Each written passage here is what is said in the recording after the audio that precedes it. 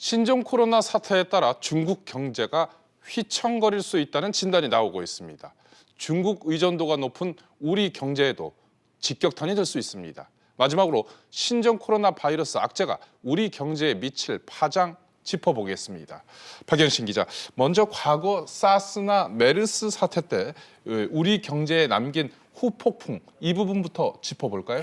네, 한국개발연구원 추정에 따르면 지난 2003년 사스로 우리나라 연간 경제 성장률은 0.25%포인트 감소한 것으로 나타났습니다. 네. 2015년 메르스는 최초 발병부터 소멸까지 69일이 걸렸는데요.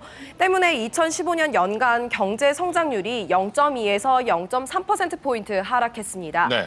특히 메르스 사태로 내수 경기 침체가 심각했는데요. 사람들이 외출을 꺼리면서 그해 6월 백화점 매출은 한 달 전보다 12.6% 급감했고 대형마트도 매출이 14.7% 하락하는 등 유통업체가 직격탄을 맞았습니다. 국내 관광산업 피해 추정 규모도 2조 6,500억에서 3조 4천억 원에 달했는데요. 네. 외국인 관광객은 지난 2015년 6월부터 9월까지 1년 전보다 153만 3천 명 감소했던 것으로 나타났습니다. 박 기자, 앞서 사스와 메르스에 비해서 신종 코로나는 확산 가능성이 높다, 이런 전망이 있었는데요.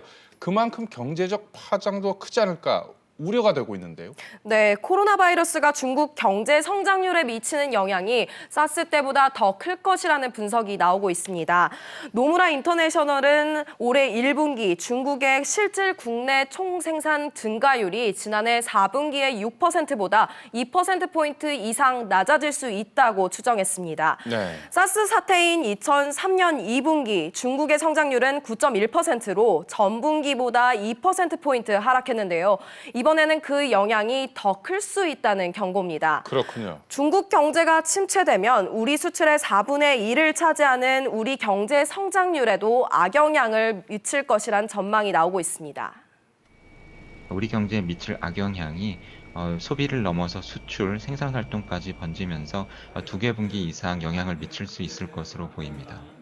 박 기자, 이 주목할 만한 것은 중국 경제의 침체 가능성 아니겠습니까? 유의할 대목이 2003년 사스 사태 때보다 세계 경제에서 중국 경제가 차지하는 비중이 훨씬 커졌다는 점을 우리가 좀 주목을 해보면 우리 경제에 미치는 파장도 이번 사태로 더 커질 수 있다, 이런 우려가 나오고 있죠. 네, 우리나라 대중국 경제 비중이 사스가 발생한 지난 2003년 때보다 더 커진 것은 사실입니다. 신종 코로나 바이러스 때문에 중국 성장률이 하락하면 우리 경제도 영향을 받게 될 텐데요. 하지만 우리나라에 미치는 영향이 제한적일 것이라는 의견도 있습니다.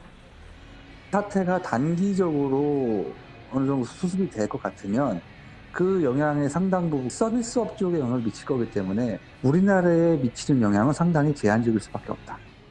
박 기자, 이번 사태로 시진핑 국가 주석의 지도력이 위기를 맞을 수도 있고, 그렇게 되면 중국이 더 큰 경제적, 정치적 혼란을 겪을 수도 있다, 이런 우려도 제기되고 있죠. 네, 그렇습니다. 중국 정부가 신종 코로나 바이러스 초기 대응에 실패하면서 불안 심리가 커진 상황인데요. 신종 코로나 바이러스 확산을 잡지 못하면 시진핑 리더십도 타격이 불가피하다는 지적도 나오고 있습니다. 홍콩 사태에 이어서 그다음에 대만 문제도 민진당 대만 독립 성향의 후보가 재선이 됐고, 그리고 연이어서 이런 코로나 바이러스가 나옴으로써 사스 이후에 20년 가까이 지났는데 여전히 동일한 패턴의 소위 전염병이 창궐을 하게 되는 국가 전체의 이미지에도 영향을 끼치고요. 그게 자연스럽게 시진핑의 통치 능력에도 영향을 주게 돼 있죠. 중국 경제가 급격하게 침체할 경우 사실 세계 경제 전반에 타격을 줄 수 있다, 이런 지적도 나오고 있어요. 일부에선 우리나라 한국은행도 금리를 인하할 것이다, 이런 전망이 나오고 있죠. 네, 1월 30일 열린 미 연준 FOMC 회의 결과 연준은 기준금리를 1.5에서 1.75%로 동결했습니다. 제롬 파월 연준 의장은 신종 코로나 바이러스가 미칠 경제적 불확실성에 대한 우려를 강하게 내비쳤는데요. 한국은행은 신종 코로나로 이 소비 심리나 시장에 미치는 영향을 지켜본 뒤 결정하겠다고 밝혔습니다. 당장 이 코로나 바이러스가 기준금리 인하 기대로까지 이어질 수 있냐는 질문에 이 조금 이른 결정이라고 선을 그었습니다. 전문가들도 신종 코로나 바이러스가 우리 경제에 미칠 영향은 일시적일 가능성이 크다고 보고 있습니다. 하지만 이 장기적인 관점에서는 금리 인하 요인으로 작용할 것이란 분석입니다. 중앙은행이 이 케이스에 대해서 계속 와치는 하겠지만 금리 인하의 어떤 요인으로서 바로 반영하지는 않을 것으로 보이고요. 장기적으로 뭐 경제에 대한 부정적 영향이 뚜렷해진다라고 하면 당연히 그럴 수 있겠죠.